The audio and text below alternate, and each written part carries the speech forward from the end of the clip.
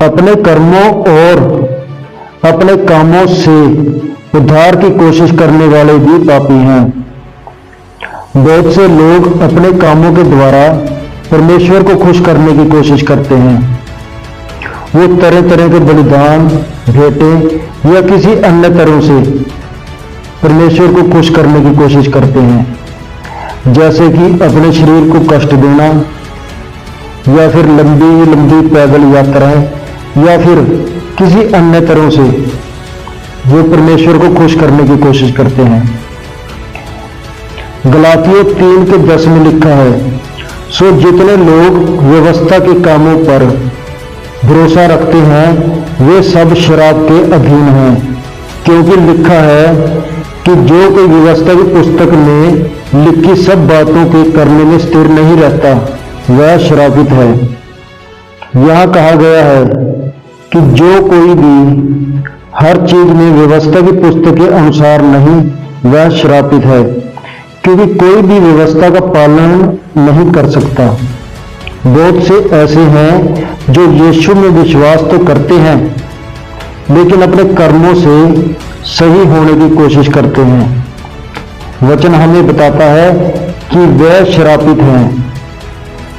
परमेश्वर ने हमें व्यवस्था इसलिए दी कि हम अपने पापों को जान सके, स्वीकार कर सके, जैसा कि रोमियो में लिखा है 3:20, क्योंकि व्यवस्था के कामों से कोई प्राणी परमेश्वर के सामने धर्मी नहीं ठहरेगा। व्यवस्था हमें इसलिए दी गई कि हम जान सकें कि हम पूरी तरह से पापी हैं और हम नरक में ही जाएंगे।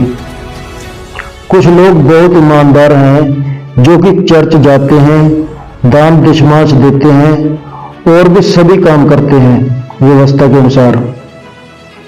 और कुछ पास्टर, अगुवे, चर्च के लीडर भी हैं जो कि अपने आप को बहुत ही पवित्र कहते हैं, और उनमें से कुछ ऐसे भी हैं जिन्हें परमेश्वर ने दान वरदान दिए हैं ताकि कलीसियाओं की उन्नति हो सके, लोग बचाए जाएं। और ये भाई लोग अपनी ही उन्नति करने में लगे हुए हैं, उन्हें लोगों की कोई चिंता नहीं।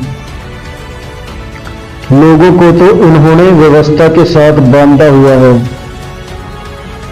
और उन्होंने अपने नाम के आगे प्रॉफिट, बिशप, अपोस्टल लगाकर रखा हुआ है,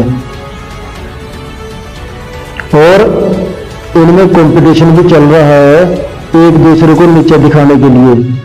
इन सबको अपने जीवनों को जांचना चाहिए कि यह वचन के अनुसार है या नहीं।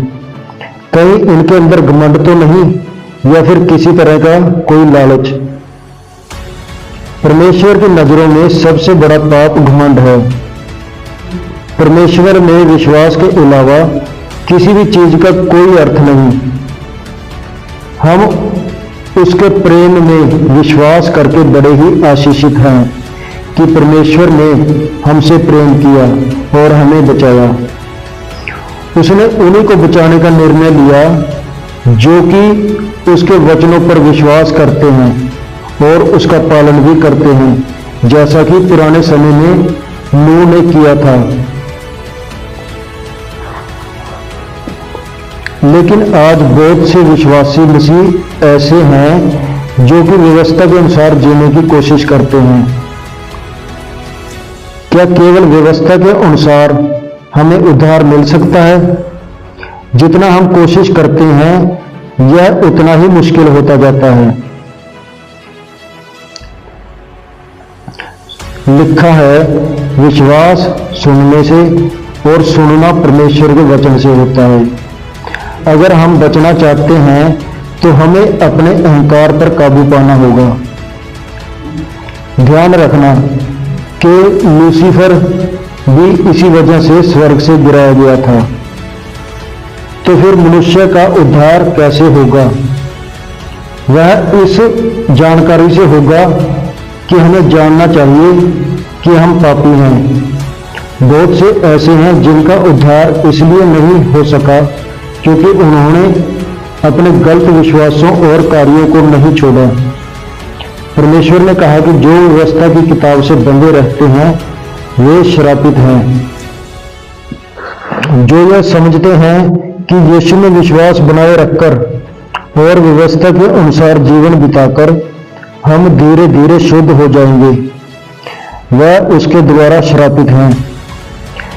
वे परमेश्वर में विश्वास तो करते हैं, लेकिन वो अभी भी समझते हैं कि व्यवस्था के अनुसार जीवन बिताकर वह मुक्त हो जाएंगे। प्रिय भाई बहनों, क्या हम जीते जी अपने कर्मों के द्वारा शुद्ध हो सकते हैं? हम यीशु के वचनों में, उसके शब्दों में विश्वास करके ही शुद्ध हो सकते हैं और तभी हमारा उद्धार हो सकता है कि यीशु ने हमारे गुनाहों के कारण क्रूस पर मृत्यु का दंड सहा और परमेश्वर ने उसे तीसरे दिन मुर्दों में से जिलाया। परमेश्वर ने हमें शुद्ध बनाने के लिए एक नई व्यवस्था को तैयार किया, रूह और पानी का बपतिस्मा। केवल बपतिस्मे से मुक्ति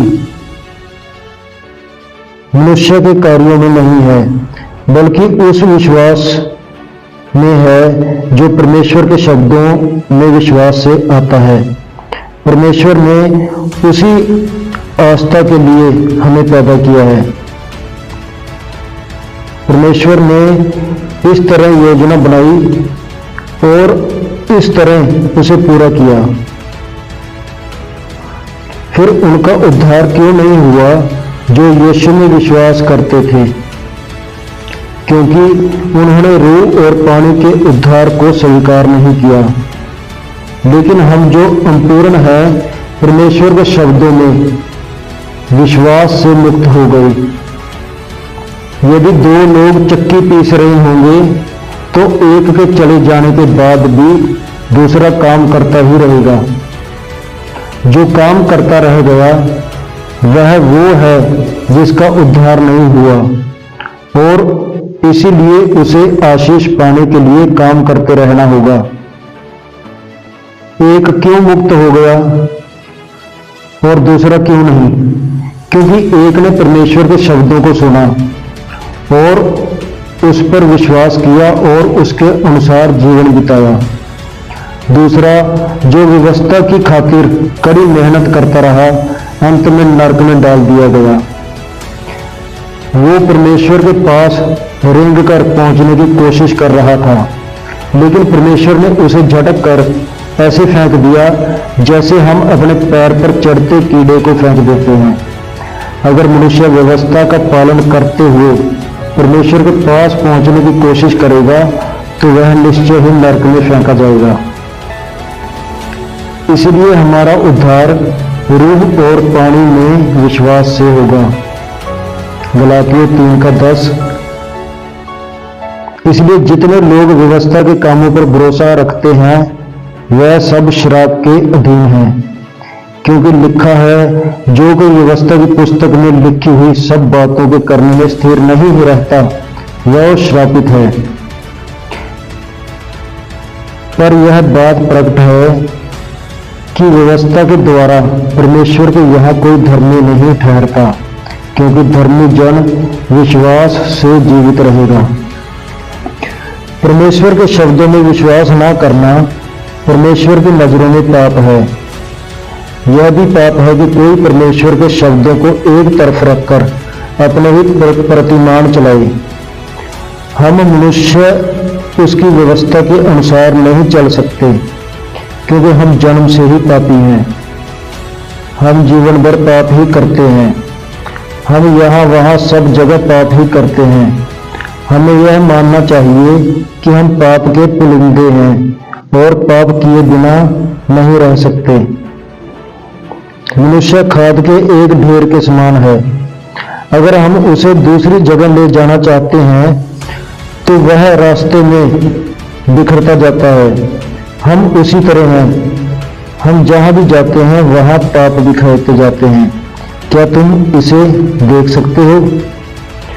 अगर तुम अपने आप को ठीक से देख सकते हो तो क्या अब अपने को जबरदस्ती पवित्र मानने की बजाय यीशु मसीह के उस क्रूस पर विश्वास करोगे कि वह हमारे ही गुनाहों के कारण मारा गया और पिता परमेश्वर ने उसे तीसरे दिन मुर्दों में से जिलाया, ताकि हम उस पर विश्वास करके अनंत काल का जीवन पाएं। हमें अपनी हठ धार्मिकता छोड़कर यह मानना चाहिए कि हम पापी हैं, फिर हमें उसके वचनों के पास जाना चाहिए और क्रूस की तरफ देखना चाहिए कि परमेश्वर ने हमारे उद्धार के लिए योजना बनाई। हमें देखना चाहिए कि उसने हमें अद्भुत रीति से बचाया, हमें अनंत काल का जीवन दिया, हमें स्वर्गीय रास्ता दिखाया। परमेश्वर प्रेम है, वो हम सबसे प्रेम करता है, वो आपसे प्रेम करता है। उसके पास आए, क्रूस के पास आए और अंगीकार करें। परमेश्वर आपके साथ, आपके अंदर आना चाहता है। परमेश्वर से छुपे नहीं, बल्कि परमेश्वर से लिपट जाएं। वह धर्मियों के लिए नहीं, बल्कि पापियों के लिए आए हैं। परमेश्वर आपको आशीष दे। आमीन।